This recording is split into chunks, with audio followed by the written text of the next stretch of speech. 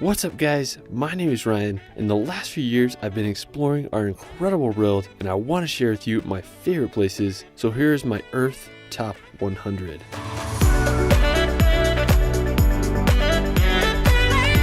It's easy to forget how incredible our planet is. From the wonders of South America to the endless history of Europe, there's something worth discovering in every corner of our world. This video is a long one, so I made timestamps so you can jump around to your favorite locations. Let's start this video off in Cape Town, South Africa. If you love ocean and mountainous landscapes, you're in luck because Cape Town has both. One of my favorite features of Cape Town is Lion's Head. It's this wizard hat shaped peak that you can hike to the top of. Another wild spot is Table Mountain. You can take a cable car to the top and it offers some of the most incredible views of Cape Town from up there. Now, one of the best beaches in Cape Town is Camps Bay. The water may be chilly, but it offers some spectacular scenery all around. While we're still in South Africa, we're going to visit Drakensberg. It's a set of mountains on the South African Lesotho border, and it's home to some of the most incredible scenery. One of the craziest places is Tugela Falls. With a height around 1,000 meters, it's the second tallest waterfall in the world. The area that it's located in is called the amphitheater.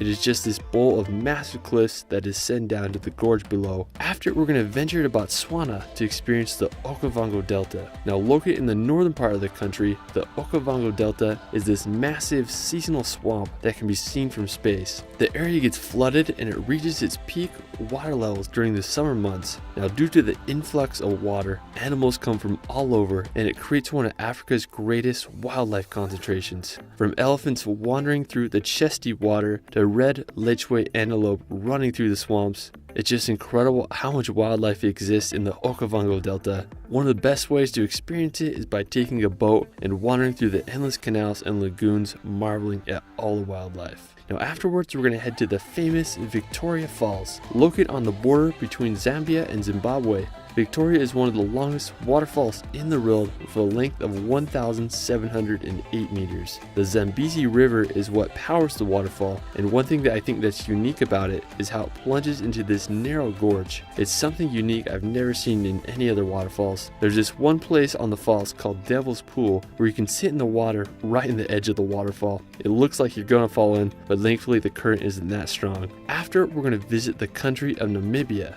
Located on the Atlantic coast above South Africa. Now, when people think of Namibia, the Namib Desert probably comes to mind. It's full of massive orange sand dunes and those orc antelope. Now, one of my favorite places in the Namib Desert is Deadvlei. It's this clay pan surrounded by massive dunes, and what makes it so unique is that there's these trees that died 600 years ago because water stopped coming into the area and they are frozen in time. After, we're going to visit Tanzania. I think Tanzania is one of the most incredible countries in Africa. From the safari to Mount Kilimanjaro, there's just so much to see. If you like tropical vibes, you can visit Zanzibar. It's this island archipelago located just off the coast of Tanzania. It's home to white sand beaches and a phenomenal coastline. Another one of my favorite places in Tanzania is the Serengeti. When it comes to the African safari, the Serengeti is one of the best places to witness Africa's wildlife. It's home to the Great Migration, which is when the wildebeest make a circular loop around the Serengeti into Kenya's Masai Mara every year. Now, the crowning feature of Tanzania and Africa in general is Mount Kilimanjaro. It's the tallest place in Africa and also the highest freestanding mountain in the world with an elevation of 5,895 meters. What's great about Mount Kilimanjaro is that it can be summited without climbing gear. The journey takes anywhere from 5 to 10 days to complete. Man, I'd love to do it someday. Now, one of the best places to view Mount Kilimanjaro is from the Amboseli National Park. It's located right across the border in Kenya, and I think it has one of the best views in the world, not only because it has a great view of Mount Kilimanjaro, but it's often coupled with animals such as elephants roaming free throughout the park. I mean, it's a scene straight out of Lion King. Now, afterwards, we're going to venture to Ethiopia to visit the Simien Mountains. They are home to the highest point in Ethiopia. Now, one of my favorite features of the Simien Mountains is its wildlife. They are home to the Kalada baboon, also known as the bleeding heart monkey, which can only be found in the Ethiopia highlands. I mean, it's just such an interesting part of Africa. Now, afterwards, we're going to visit the islands of the Seychelles. Now, located in the Indian Ocean off the coast of East Africa, the Seychelles are an archipelago made up of 115 islands and are home to some of the world's most famous beaches. Now when you find the Seychelles, you'll probably come to the island of Mahi. It's the biggest island in the archipelago and also home to Victoria, which is the island's capital. Now there's a lot to do and see on Mahi, and it's also a great place to venture off to the other islands. One of the most famous places in all the Seychelles is the beach called Anse Source d'Argent. It's located on the island of La Digue, which you can reach by taking a ferry from the neighboring islands. It's often rated as one of the world's most beautiful beaches, and I totally understand why. It has these massive granite boulders that create an otherworldly landscape. After, we're going to visit Madagascar. After Indonesia, Madagascar is the largest island country in the world. One thing unique about Madagascar is that 90% of its plants and animal species are found nowhere else in the world. One of the most famous places in Madagascar is the Baobab Avenue. It's this dirt street lined with Grandidier's baobab trees, which are over 30 meters tall and almost 3,000 years old. Another destination to visit in Africa is the island of Réunion. Located in the Indian Ocean, Réunion is a French territory with some of the most incredible terrain. It's a volcanic island and totally reminds me of Hawaii. One of the most striking features of the island is the volcano called Piton de la Fournaise. It's currently one of the most active volcanoes in the world, with its most recent eruption in 2020. Réunion just has some of the most insane scenery. After, we're going to visit the nearby island of Mauritius. Unlike Réunion, Mauritius is its own country. It's an incredibly beautiful island with impressive mountain peaks and landscapes. Probably the most well-known feature of Mauritius is its underwater waterfall. While it isn't actually a waterfall, it creates an illusion of one and can best be seen from the air. Now after, we're going to head up to Egypt to visit the pyramids of Giza. As one of the ancient wonders of the world, I think the pyramids of Giza are some of the most baffling and intriguing structures on Earth. To think that thousands of years ago, millions of massive stone blocks were used to build one of the largest structures on Earth, it's just hard to comprehend. Now the pyramids are full of mystery,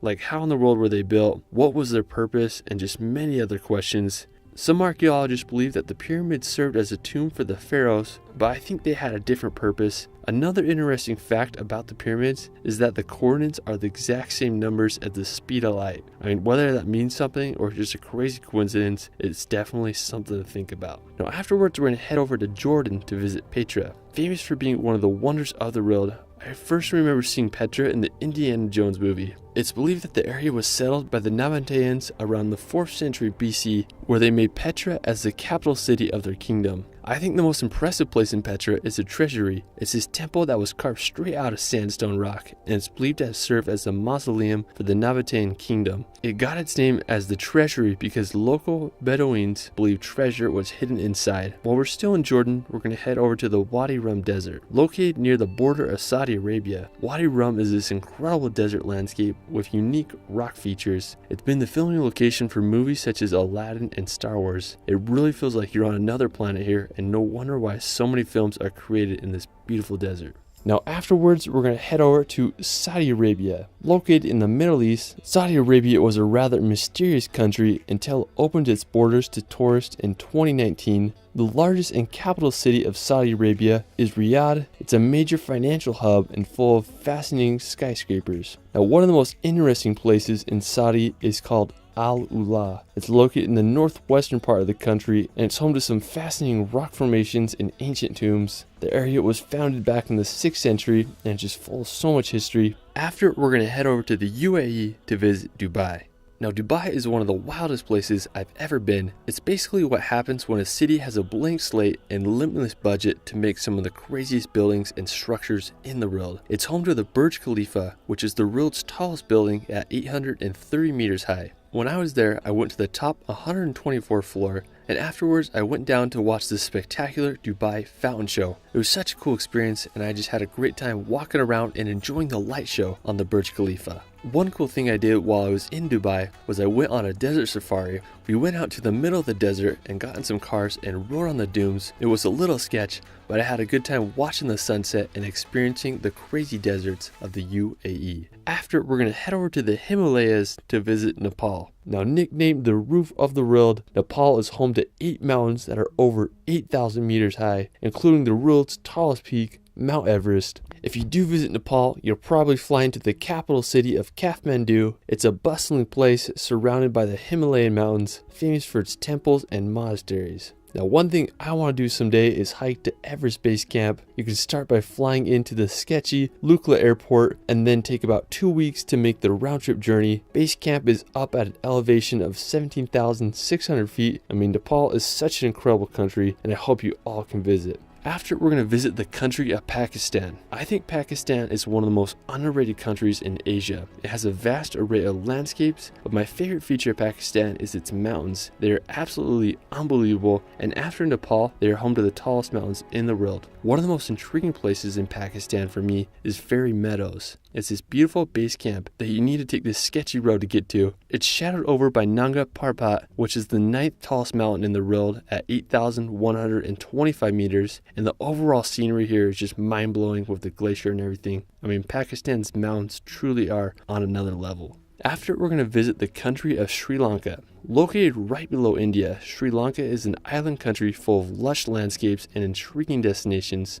One of the most recognizable places on Sri Lanka is Sigiriya, or Lion's Rock. It's this massive monolith that sticks out of the landscape, and on top of it there's an ancient fortress that was built in the 5th century AD. Today it stands as one of the best preserved examples of ancient urban planning. Afterwards, we're going to head over to India to visit the Taj Mahal. Now, when I think of India, the Taj Mahal almost always comes to mind. It was completed in the year 1653 and took over $1 billion adjusted for inflation to complete. It was built by the Mughal emperor at the time as a place to house the tomb of his favorite wife. It just blows my mind that this was created almost 400 years ago. Today it stands as a symbol for India and receives over 6 million visitors a year. Another intriguing destination in India is Varanasi.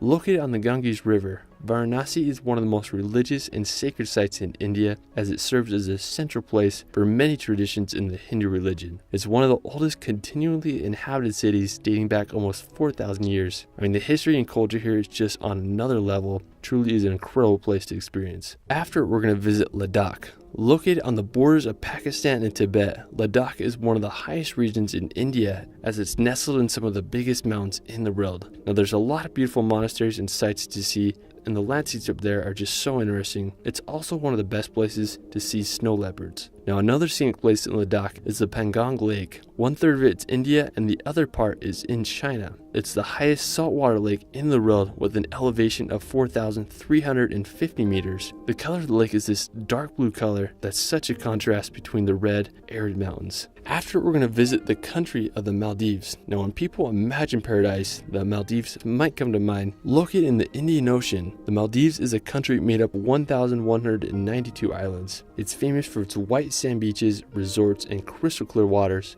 I mean, if you're looking for an ideal honeymoon destination or just a relaxing vacation, the Maldives is your place. After, we're going to visit the country of Bangladesh. Almost completely surrounded by India, Bangladesh is a lush and vibrant country full of natural beauty and culture. The capital city of the country is Dhaka. Its old town is one of the most chaotic and wild places I've seen. If you want to see some of Bangladesh's nature, the Chittagong Hill Tracts offers some incredible landscapes with its lush rolling hills, and it's also where the highest place in the country is located. If you want to see the coast, Cox's Bazar is home to the world's longest natural beach for a length of 155 kilometers. Bangladesh really is an incredible country that deserves to be experienced. Now, afterwards, we're going to visit the ancient city of Bagan. Now, located in the country of Myanmar, Bagan is this ancient city and is home to over 2,000 Buddhist temples, pagodas, and monasteries. During the 9th to 13th centuries, the Bagan kingdom resided here, which later became Myanmar. Today, Bagan is one of the most visited places in the country. Afterwards, we're going to head to Angkor Wat. Located in Cambodia, Angkor Wat is a temple complex, and it's the largest religious monument in the world. It's easily one of the most remarkable ancient structures on Earth, and it's just hard to fathom this place. Angkor Wat was built in the 12th century by the Khmer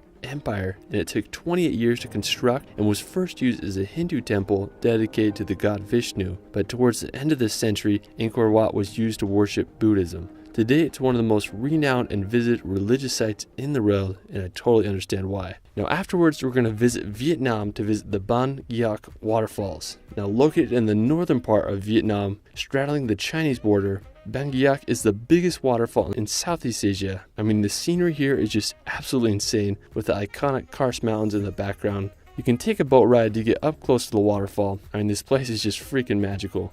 Another amazing spot in Vietnam is Ha Long Bay. Located in the Gulf of Tonkin, Halong Bay is this incredible area made up of emerald waters and thousands of limestone islands covered in lush vegetation. Now, probably the best way to experience Halong Bay is by taking a cruise. It can just be a few hours, but I recommend at least doing an overnight cruise so you can witness the Halong Bay during sunrise and sunset. Afterwards, we're going to head to Thailand to visit the Phi Phi Islands. I first saw these islands while watching Leonardo DiCaprio's film The Beach. Now, to reach the Phi Phi Islands, you can take hour-long ferries from the nearby cities. The main islands have lots of amenities such as hotels and restaurants, and it's a great place to venture off to the other islands. I think my favorite one is Koh Phi Phi Lee. It's this insane island you can boat around and snorkel. Another amazing place in Thailand is Phang Nga Bay. It's this mangrove area located near Krabi, and it has this almost perfect winding river that cuts through the mangroves with jagged mountains on both sides. Another amazing nearby place is Railay Beach.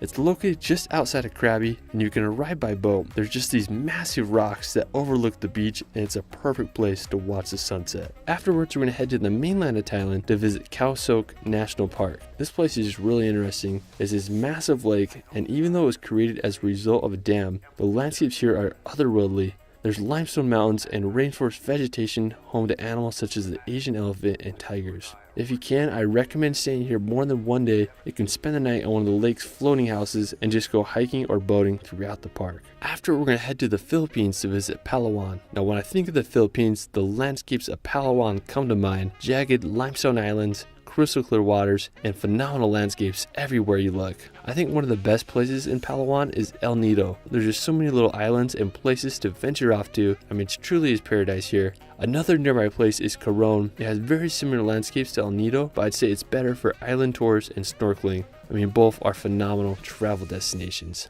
After, we're going to head over to Indonesia to visit Bali. Bali has been one of the most popular travel destinations the last few years. With its relatively cheap prices and incredible tropical landscapes, it's easy to see why. One of the most popular places to visit in Bali is Nusa Penida. It's an island right off the coast of Bali. It's famous for having white cliffs coupled with perfect beaches. Now, the rest of Bali is just full of rice terraces, prime surf spots, and jungle waterfalls. After Bali, we're going to head over to Mount Bromo, located on the neighboring island of Java. I think Mount Bromo is one of the most impressive volcanoes in the world. The volcano itself isn't anything crazy, but the views of the massive crater and the other volcanoes in the background is just unbelievable. Although Mount Bromo is a very active volcano, you can hike up to the top and walk around its rim. Another one of my favorite destinations in Indonesia is the Komodo National Park. It's an archipelago made up of 3 islands, and it's home to the Komodo dragon. My favorite island in the park is Padar. It's this little island with no development on it, and there's also no Komodo dragons. You can only reach Padar by boat.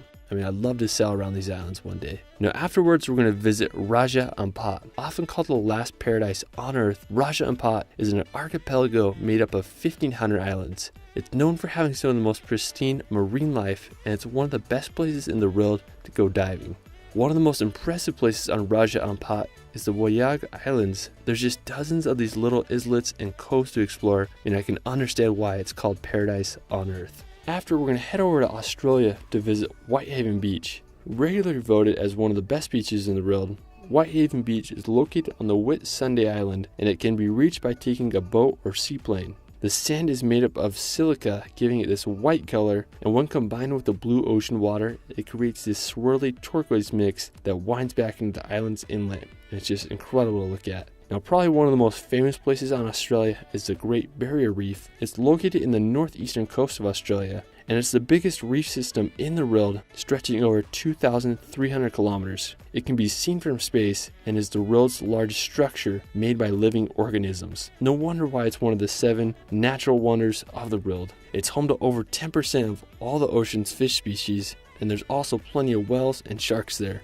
I mean, it would be a dream to go scuba diving here one day. Another incredible place on Australia's mainland near the Barrier Reef is the Daintree Rainforest. It's a combination of mountains, untouched beaches, and possibly the oldest rainforest in the world, which began over 110 million years ago. The rainforest is home to animals such as the cassowary, which is one of the world's biggest birds. The Daintree Rainforest has landscapes that I had no idea exist in Australia. The area around Cape Tribulation is so scenic, with sea mountains covered in the lush rainforest vegetation. Now, afterwards, we're going to head into Australia's centre to visit the Outback. When you look at Australia from space, you'll notice that basically all the cities are on the coast, but the interior of the country is this orange desolate landscape with hardly anyone living there, and that's the outback. The most iconic landmark of the outback is the Uluru or Ayers Rock. It's this massive monolith made up of sandstone. It's a sacred site for the indigenous Australians, believed to be a resting site for ancient spirits. There's definitely an energy there, and it's just bizarre how it sits alone in the desolate outback. After, we're going to visit the nearby country of New Zealand. Now, after seeing movies like Lord of the Rings, I think it's safe to say we all want to visit New Zealand one day. Now, New Zealand is made up of 700 islands, but the two major ones are the North and South.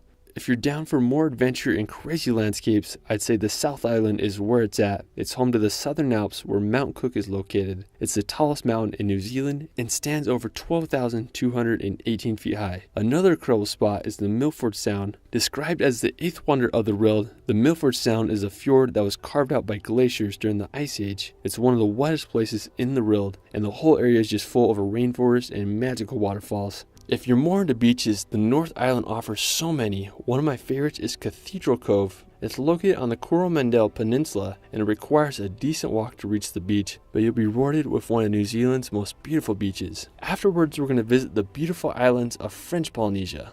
Located in the South Pacific, French Polynesia is made up of over 100 islands. One of the most stunning islands is Bora Bora. I mean, look at this place. It doesn't even look real. Just how the islets and coral reef protect the island and crystal clear lagoon just blows my mind. It couldn't be more perfect. If you got some money to blow, you can stay at one of the ocean bungalows that are built right above the water. The center of the island is a dormant volcano called Mount Otemanu, and it stands at an impressive 727 meters tall. Another one of my favorite islands in French Polynesia is Moorea. This place is just insanely beautiful. Similar to Bora Bora, the whole island of Moorea is surrounded by a protective coral reef, and the mountains here are just stunning. Another cool thing about Moorea and French Polynesia in general is it's one of the best places to see the humpback whales who come here during the late summer and early fall months. While we're still in the South Pacific, we're going to visit Rarotonga.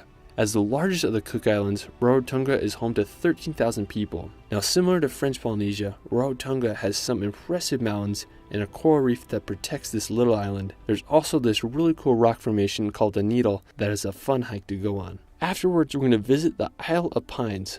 Located just off of New Caledonia, the Isle of Pines is this really peculiar island. I mean, when I imagine a tropical paradise, I certainly don't think of pine trees, but the Isle of Pines sure is an exception. To reach the island, you can come by plane or ferry. Now, while you're there, you can explore the crystal clear lagoons, accompanied with white sand and endless pine trees. I mean, just such a unique and beautiful little island. After, we're going to head to the Caribbean to visit St. Lucia. Of all the Caribbean islands, I think St. Lucia is one of the most impressive. My favorite features of St. Lucia is its pitons, which are these jagged mountains that come straight out of the ocean. I mean, I could totally imagine Jack Sparrow sailing his ship with this as his backdrop. Right above St. Lucia is the island of Martinique. It's a French territory, and it sure is beautiful. It has everything from historical towns to beaches perfect for surfing. The highest point on the island is Mount Pelée with an elevation of 1,397 meters. Right below the volcano is this town of St. Pierre. It was founded back in 1635 and was known as the Paris of the Caribbean. In 1902, Mount Pelée erupted and the whole town was sadly destroyed. Thankfully today, it's been restored, and I just love the backdrop it has with the coast and Mount Pelée. Another one of my favorite places in the Caribbean is Guadeloupe. It's a set of 12 islands, and like Martinique, it's a French overseas region. One of the most beautiful places on Guadeloupe is Terre de Haut. It's this little commune that you can reach by ferry from the neighboring island. Once you reach it, there's this fortification called Fort Napoleon, and it was built in the 18th century, and the views of the bay you get up there are just phenomenal. Now afterwards, we're going to head over to Central America to experience Belize.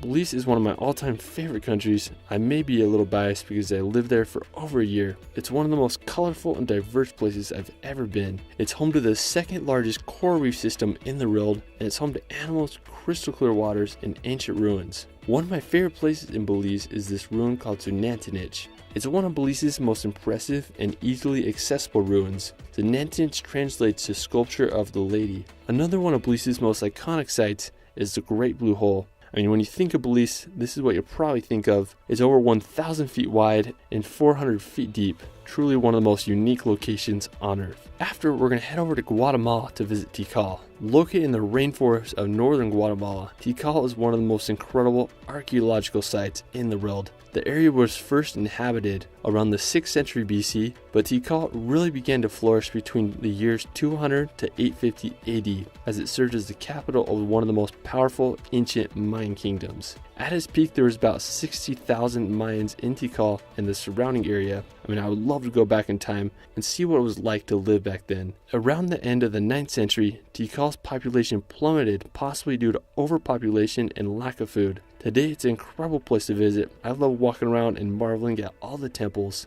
Afterwards, we're going to head over to Mexico to visit the pyramids of Teotihuacan. Located about an hour and a half outside of Mexico City, Teotihuacan is one of the most impressive archaeological sites in all of Mexico. It's believed to have been established around 100 BC and grew to be one of the largest cities in the world at its time, with an estimated population of 125,000 people. My favorite place there is the Pyramid of the Sun. It was constructed around 200 AD and is one of the largest structures in Mesoamerica. The Pyramid of the Moon is another impressive pyramid there. I just love how it's lined up with the Avenue of the Dead with the Cerro Gordo mountain as its backdrop. After, we're going to head to Venezuela to witness Angel Falls. Known as the tallest waterfall in the world with a height of 979 meters. Now, special thanks to my buddy Ellis Van Jason for sharing his FPV footage from here and many other parts of this video. He ventured into the depths of the Venezuelan jungle for 2 weeks to get some of the world's most incredible footage of this waterfall. It's seriously jaw-dropping.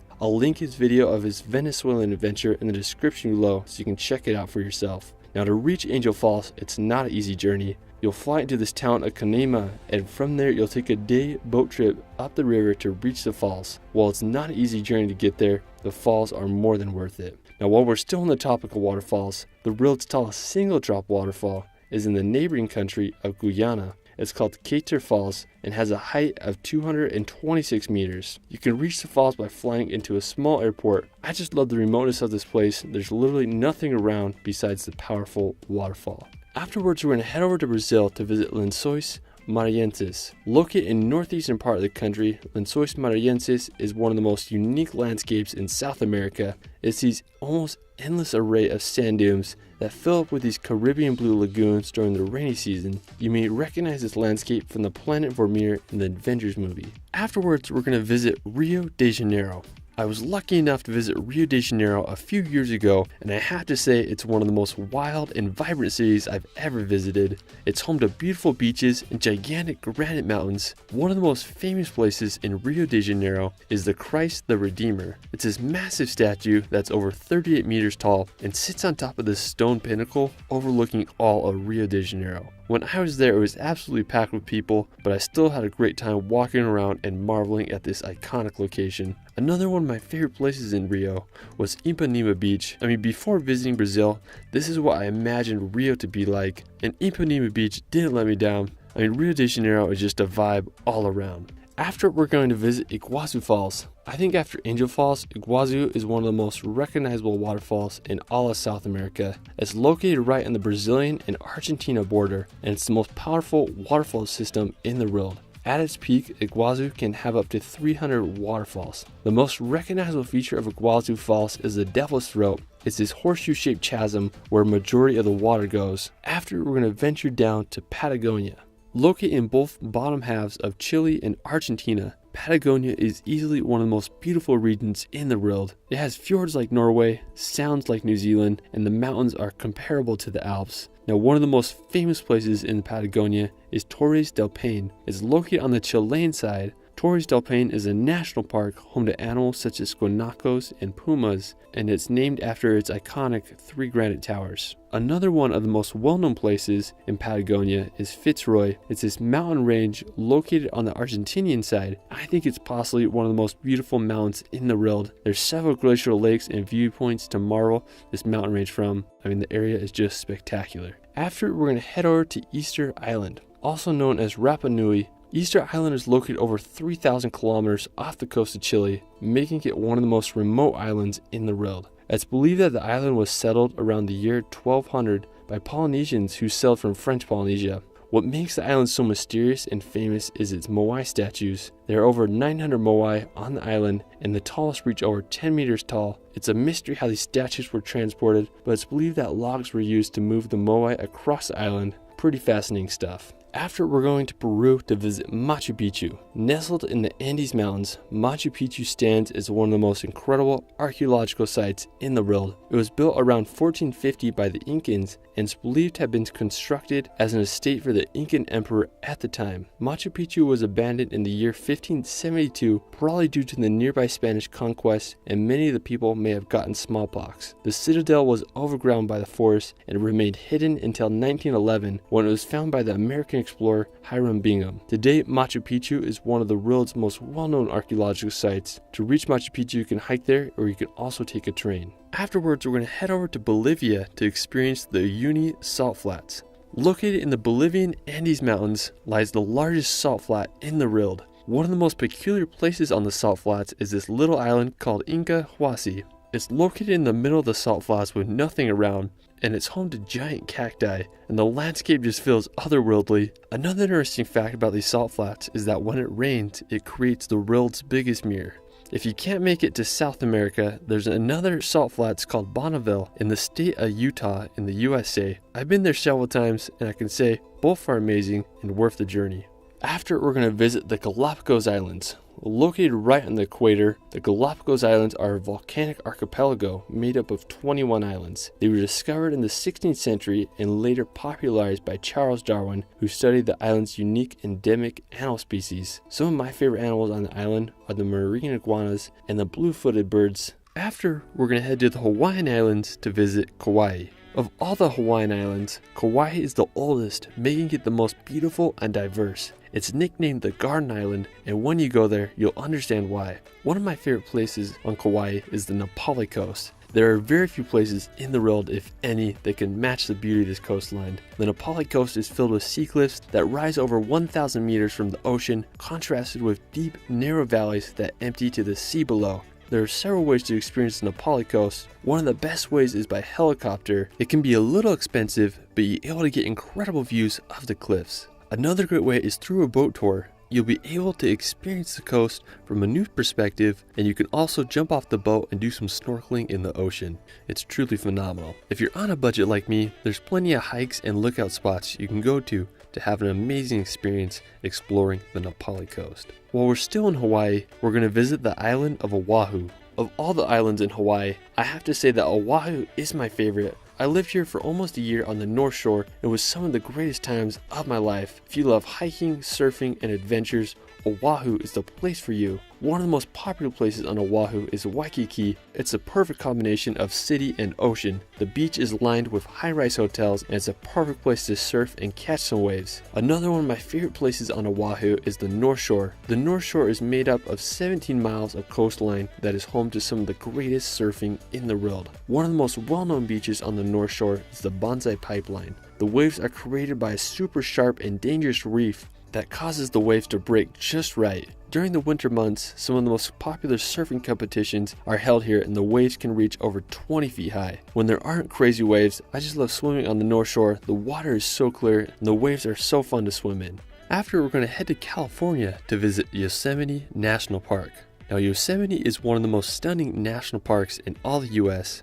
It's famous for its massive granite cliffs, clear streams, and gigantic waterfalls. One of my favorite features of the park is the Half Dome. It's this gigantic piece of granite that rises over 5,000 feet from the valley below. Another impressive feature of the park is the Yosemite Falls. It's one of the world's tallest waterfalls with a height of 1,430 feet.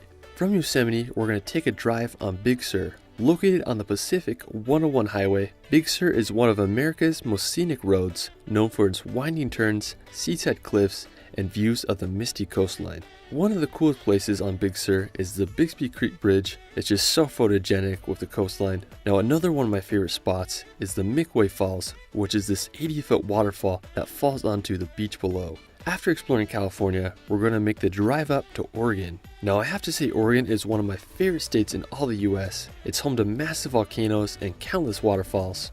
Me and my wife did a road trip through the state a few years ago, and it was extremely enjoyable. I think Oregon is home to some of the best coastline in America. I highly recommend just driving up the 101 Coastal Highway. One of my favorite places on the drive is Cannon Beach. If you watch the movie The Goonies, you'll recognize it. Another beautiful spot is the Samuel H. Boardman Scenic Corridor. It's one of the most beautiful spots on the Oregon coast, in my opinion. After, we're going to visit Yellowstone National Park.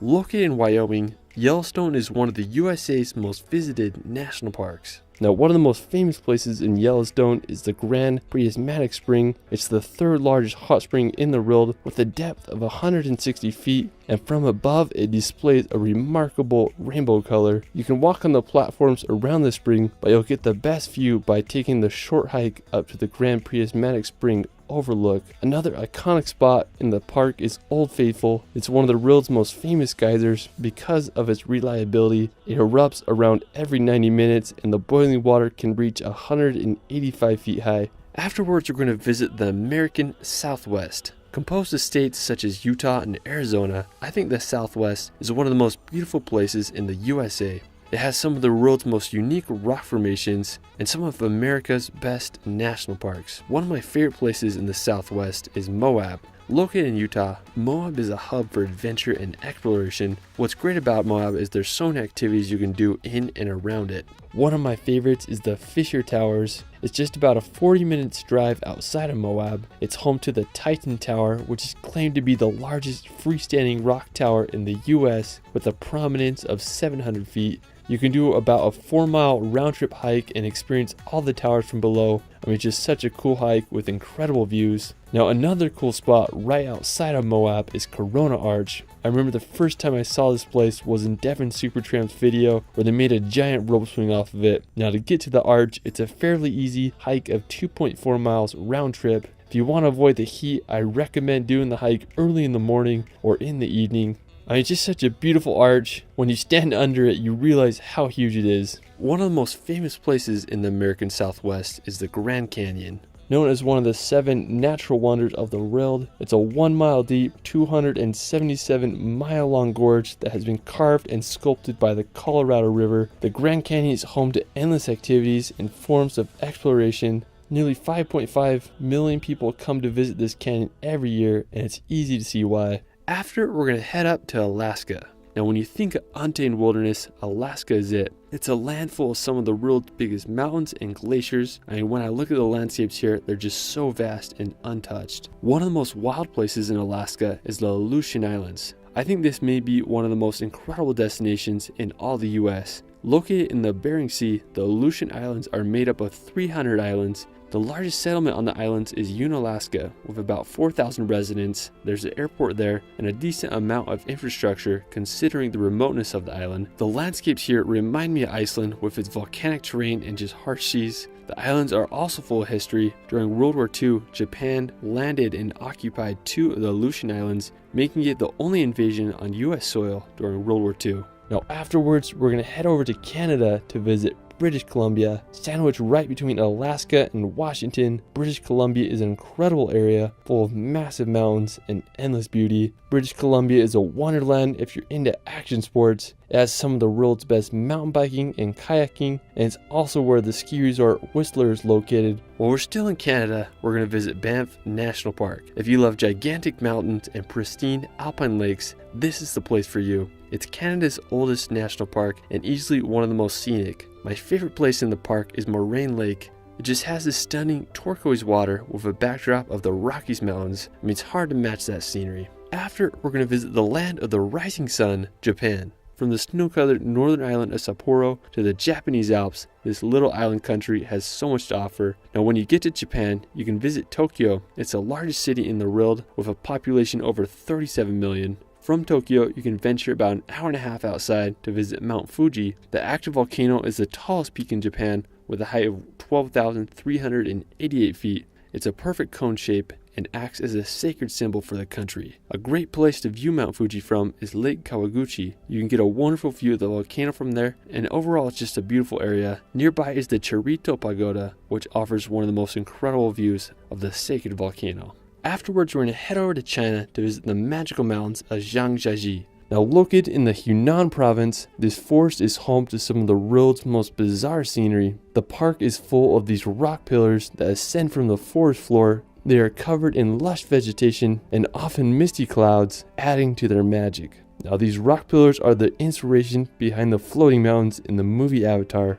Afterwards, we're going to visit the province of Guangxi. Now located in southern China on the Vietnam border, this place is absolutely incredible. When I imagine China, this is the type of landscapes I imagine. Lush valleys, vast cave systems, and mountains that look like they are straight out of a Dr. Seuss book.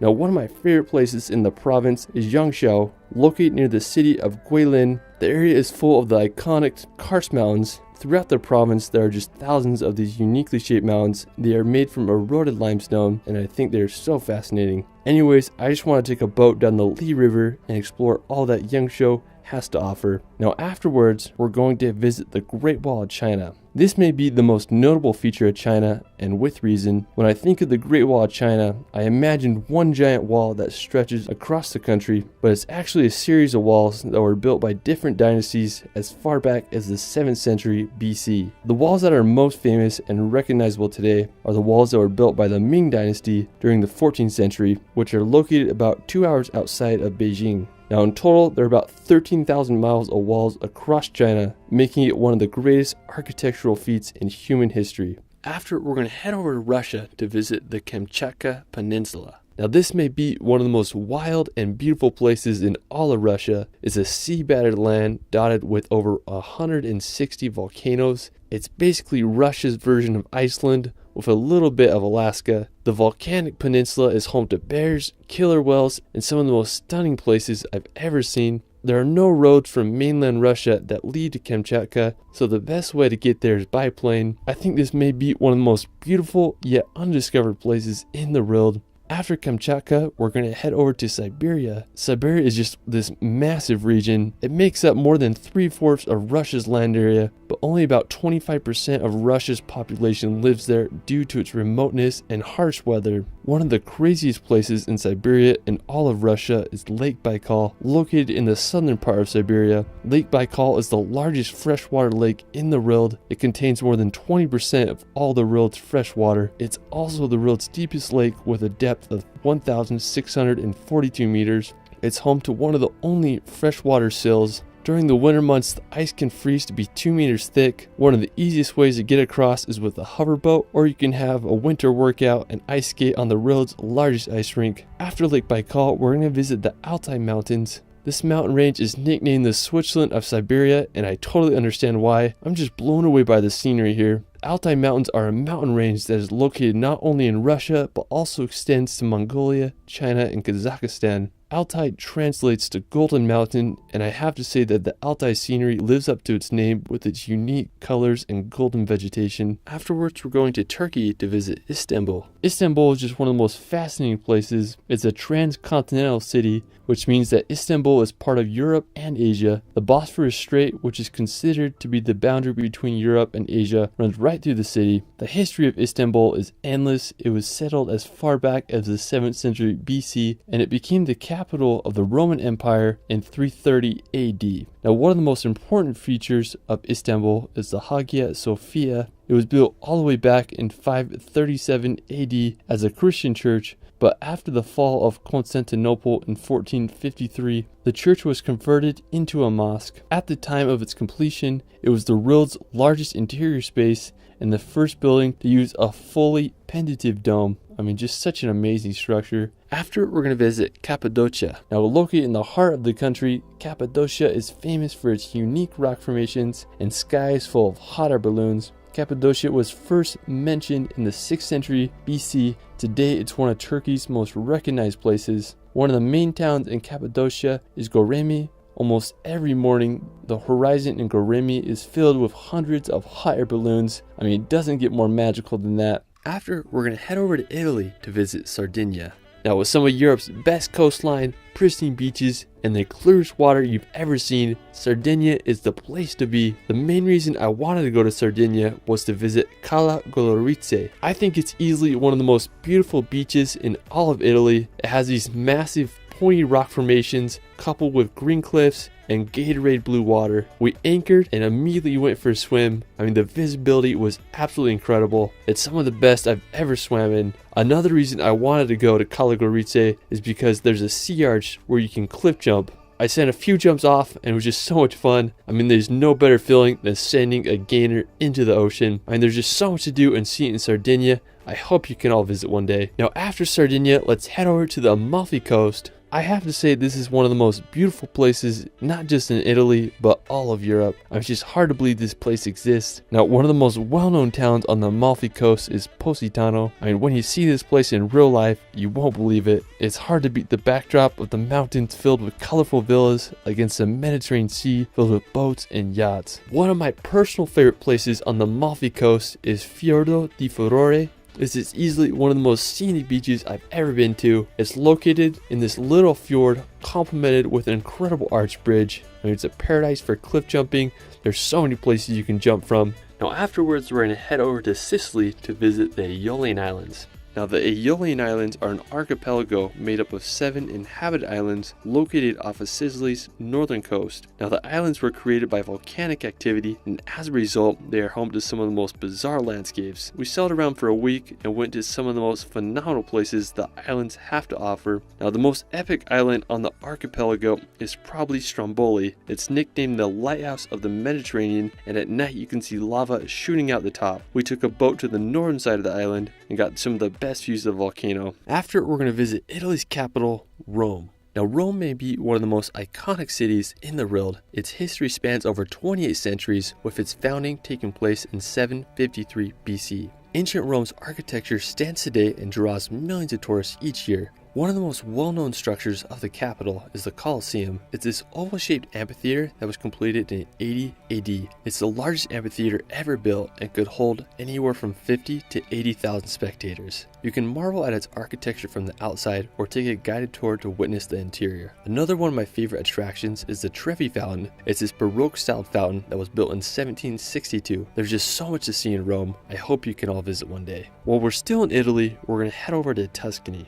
Located in central Italy, Tuscany is known for its landscapes, history, and artistic legacy. Now, one of my favorite places there is San Gimignano. It's this hilltop town famous for its watchtowers and incredibly preserved medieval features. Now, the city of Florence is the crowning feature of Tuscany. It's considered to be the birthplace of the Renaissance, and the history there is endless. Whether you walk across the Ponte Vecchio bridge or marvel at the architecture of the Duomo, Florence is sure to take you back in time. After, we're going to visit the Italian Dolomites. I have to say these are my favorite mountains in all the world. I spent several weeks exploring these mountains, and I consider it to be some of the greatest days of my life. The Dolomites are home to endless jagged peaks, scenic alpine lakes, and just fairy town villages. One of my favorite places in the Dolomites is Seseda. I remember the first time I saw a video of this mountain, I couldn't believe it existed. The green grass slopes contrasted with the jagged mountain ridge, often covered in clouds, makes one of the most scenic landscape combos in the world. Another magical place nearby is Alpe dei Susi. It's home to the largest high alpine meadow in Europe, and the backdrop of the Sassolungo mountain with the huts creates a scene straight out of a dream.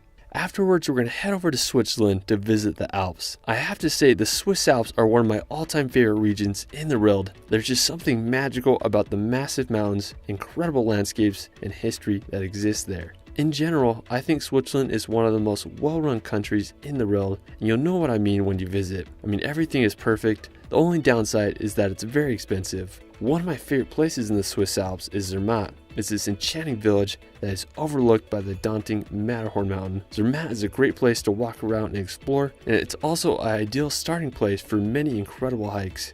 You can take up the Gornergrat Railway to get some incredible views of the Matterhorn and surrounding mountains. Another one of my favorite places in the Swiss Alps is Lauterbrunnen. It's this magical village with waterfalls that descend upon it. I mean, it's a real life fairy tale. When you visit here, it's just hard to believe that places like this actually exist. Afterwards, we're going to head over to Portugal to visit Madeira. Located in the Atlantic Ocean off the coast of Africa, Madeira is often called the Hawaii of Europe, and after visiting it, I totally understand why. My favorite place on Madeira is Pico do Arriero. It's one of the tallest points on the island, and since you're so high up, you'll often be in or above the clouds. Now, the hiking there is exquisite, the trails are so well maintained, and you get some of the most phenomenal views, and you don't even need to hike that far. I was blown away by the dramatic peaks and unique reddish and orange colors of the rock. I mean, if you're up for adventure in 2023, you gotta give Madeira a visit.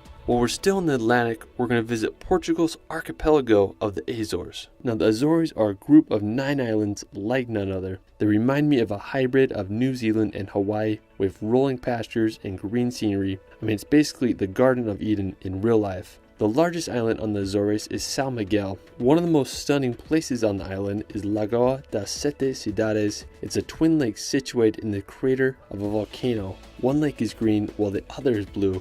Now, another one of my favorite islands on the Azores is Pico. It's home to the highest point in all of Portugal called Mount Pico. It's a stratovolcano that reaches 2,351 meters high and it last erupted in 1720. I just can't believe how huge it is. I mean, it's just hard to beat the scenery of this volcanic archipelago. After, we're going to head over to Spain to visit possibly my favorite island in the world, Mallorca. When you think of a Mediterranean paradise, this is it. Mallorca is home to crystal clear water, windy roads, and some of the world's best cliff jumping spots. When I started solo traveling, this is one of the first places I went, so it will forever have a special place in my heart. One of my favorite places in Mallorca is Cala Farquez. You're just going to be blown away by the beauty of this place. It literally has everything from sandy beaches to prime cliff jumping spots. When I was there, I did one of my biggest cliff jumps ever and jumped off a massive 60-foot arch. It was terrifying, but it's became one of my all-time favorite travel memories. After, we're going to head up to Ireland to visit the dramatic Skellig Islands. Located off the coast of Southern Ireland, the Skelligs are a set of 2 islands that are easily one of the most epic locations. The only way to reach the islands is by boat. We left from the town of Portmagee, and it took us about an hour to reach the Great Skellig. We got off the boat, and I was just so freaking stoked. We just started walking up the island's path until we reached the stairs that lead up to the top to the monasteries. Now, the history of the island is just absolutely fascinating. The monastic settlement dates back to the 6th century, where the monks of St. Fionnan lived simple lives on this isolated island. They built these beehive huts completely out of stone. They were precisely designed to make sure no water could get into them. Now, it's believed there were about 12 monks that lived here at a time. In the 13th century, the monks left the island for mainland Ireland, and since then, Skellig has become a place for pilgrimage. All in all, the Skellig Islands were one of the coolest places I've ever been, and I couldn't recommend them enough. Afterwards, we're going to venture to Scotland to visit the Isle of Skye. This is one of my favorite places, not just in Scotland, but the world. You literally feel like you're in a fairy tale when you visit. I was lucky enough to go here a few summers ago, and it was one of the most memorable weeks of my life. One of the most impressive places on the Isle of Skye is the Old Man of Storr. It's one of my all-time favorite rock formations. I felt like I was on the set of Game of Thrones. When you drive to the store, you can see in the distance and just gets you so pumped. Now, to get to the Old Man Storr, it's about a 4-kilometer hike. You'll walk through some conservation gates and you'll reach the infamous rock pinnacles. So the legend of the Old Man Storr is supposedly a giant lived here a long time ago, and when he was buried, his thumb was left sticking out of the ground, creating the mystical rock formation. Afterwards, we're going to head to the Arctic Circle to visit the Lofoten Islands. Now, Lofoten is located in northern Norway, and even though it is in the Arctic Circle, it feels like you're on a tropical island. I was lucky enough to go there a few summers ago and just had an incredible journey road tripping through the islands. Our first pit stop was at this little fishing village called Henningsfjord. Henningsfjord is home to the world's most scenic soccer field. When we got there, we sadly didn't have a ball, but we had a good time playing on the field and enjoying the incredible views of Henningsfjord. If you want to do an amazing hike, I recommend hiking to Kvalika Beach. It's about a 4-kilometer round trip trek, and I promise it's worth it. When you get to the beach, you're going to be amazed by the landscape. It has mountains that remind me of Switzerland, an ocean that looks like the Caribbean, and it's green as a tropical island. I mean, I just can't believe places like this exist, especially in the Arctic Circle. Afterwards, we're going to head down to Western Norway. I was here recently and I was just blown away by the beauty of this country. I really like Western Norway in particular because it's home to a majority of Norway's fjords, and the landscapes there are just on another level. One of Norway's most well-known fjords is Geiranger. You can get there by driving about 5 or 6 hours from Oslo. Now, the fjord is massive, and one of its most well-known features is the Seven Sisters waterfall that cascades 410 meters to the water below. Now, one of my favorite features in the fjord is Skagafla.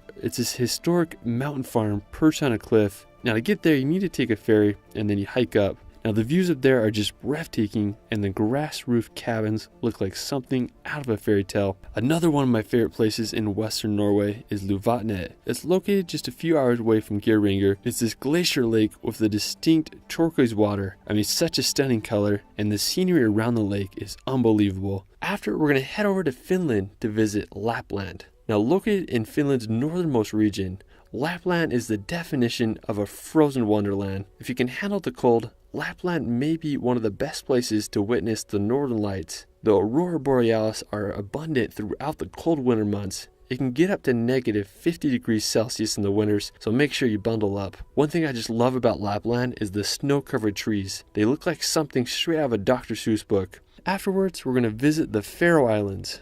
Located right between Norway and Iceland in the Atlantic Ocean. Now I have to say that the Faroes are home to some of the world's most dramatic landscapes, from the sheer sea cliffs to waterfalls straight into the ocean. The Faroes have so much to offer. One of the most scenic places in the Faroe Islands is the Mulefusur waterfall that's located on Vagar Island, and the water falls over 100 feet down to the ocean below. One of my personal favorite places is the island of Kalsoy. It has an incredible lighthouse that overlooks some of the biggest sea cliffs I've ever seen. While we're still in the Nordics, we're going to head across the Atlantic to visit Greenland. Now Greenland is just absolutely huge. It's the biggest island in the world, but due to its harsh living conditions, only 56,000 people live there, making it the least densely populated place on the planet. Now the capital city is Nuuk, and about a third of all the people in Greenland live there. I just think Greenland has some of the most untamed and wild places. There's just endless fjords and wonders to explore. Such a fascinating place. After, we're going to head over to Iceland to experience the land of fire and ice. I have to say that Iceland is home to some of the most unique landscapes in the world. I mean, Greenland and Iceland should really switch names because there's no shortage of green here. One of my personal favorite places in Iceland is Reynisfjara Beach.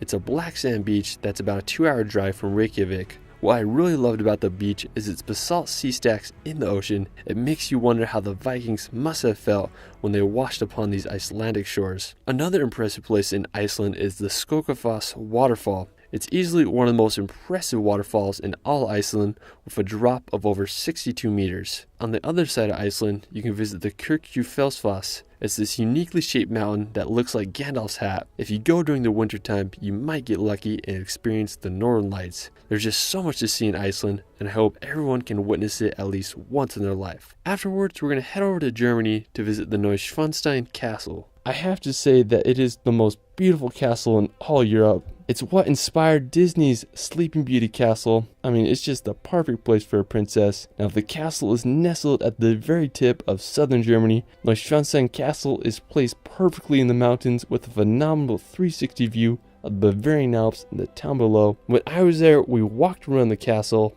When you're up close, you realize how huge it really is. Anyways, I found a great vantage point in the trees with a perfect view of the castle. I mean, I just can't get over the beauty of this place. I mean, it's truly something out of a Disney fairy tale. Afterwards, we're going to head to France to visit Mont Saint-Michel. I have to say this is easily one of my favorite places I've visited in Europe. It's truly magical. Now, you can't drive directly to the tidal island. Instead, you can park in the parking lots outside and either take a shuttle or walk about 4 kilometers. Now, I definitely recommend walking if you can. As you approach the island, it's quite the experience. I mean, it just made me think of how the people must have felt throughout the ages as they came here. Now, when you reach the island and walk through the gates, you feel like you're walking into a Harry Potter movie. Now, on our way back, we met up with some sheep in the fields. I mean, definitely it was the perfect way to end our time at Mont Saint-Michel. Another one of my favorite places in France is the French Riviera. Also known as the Côte d'Azur, the French Riviera is one of the most highly sought after destinations in Europe. It's located in southern France on the Mediterranean Sea. One of my favorite places on the Riviera is Aix. It's this medieval hilltop village that was founded around the 14th century. When you walk through the village, you'll feel like you're going back in time. Now, if you're into more nature, I recommend you check out the Calanques near Cassis. They offer some of France's best scenery with incredible sea coves surrounded by daunting cliffs. The one I really wanted to go to is called Calanques d'Envaux. When I reached the beach, I was just amazed by the steep white cliffs coupled with the greens of the pines and blues of the water. We went for a swim and the water clarity was amazing. I wanted to find a clifton spot, and after swimming down the cove, I found this little rock about 7 meters high and sent a few jumps off it. After, we're going to visit France's capital, Paris. Since the 17th century, Paris has been Europe's major center of finance, fashion, and the arts. Paris is Europe's most visited city, and with all of its attractions and fascinating history, I totally understand why.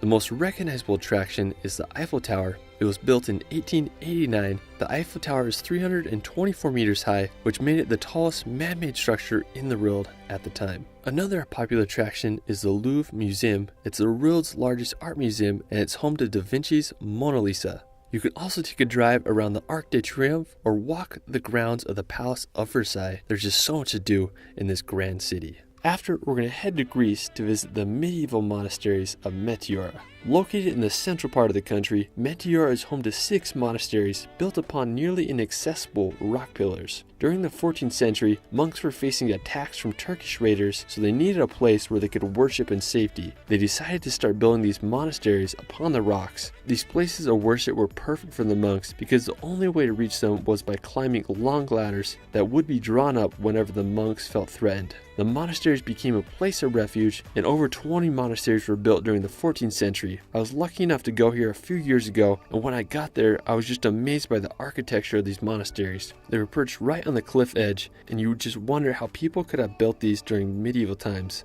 If you're ever in Greece, make sure you visit this magical place. For our final location, we're going to visit one of my favorite islands in the world, Zakynthos. I've been here twice so far, and I just keep wanting to come back. It's one of the most impressive locations I've ever been. From 1,000-foot white cliffs to the bluest water you've ever seen, Zakynthos has it all. The most famous place in Zakynthos is the Shipwreck Beach. Back in the 1980s, a cargo ship from Turkey was carrying illegal contraband, and the Greece Navy chased them into this cove where it crashed. Over the years, the sand has built up around the ship, and it's created one of the most visually stunning locations in the world. The beach is only accessible by boat, so I got on one and headed to the beach. I was just baffled by the size of the cliff walls. They are over 1,000 feet high. After checking out the beach, I decided to get a view from the cliffs above. I just had a good time exploring the cliff. There's no other sight like it. I waited to see the sunset, and the view was just as impressive. I was amazed how the ocean water turned into this milky blue color, while the setting sun turned the cliffs to an orange hue. It'll be a sunset I'll remember for the rest of my life. Well, that is it for my Earth Top 100. There's still so many places to include, so I'll have to make a part 2. Let me know where your favorite place is in the comments below. I also started a second channel where I make hour-long films to bring some peace and nature in your life. I did a video on the wonders of the world that I think you'll enjoy. You can find me on Instagram and TikTok at shirley.films. It's Ryan, and we will see you later.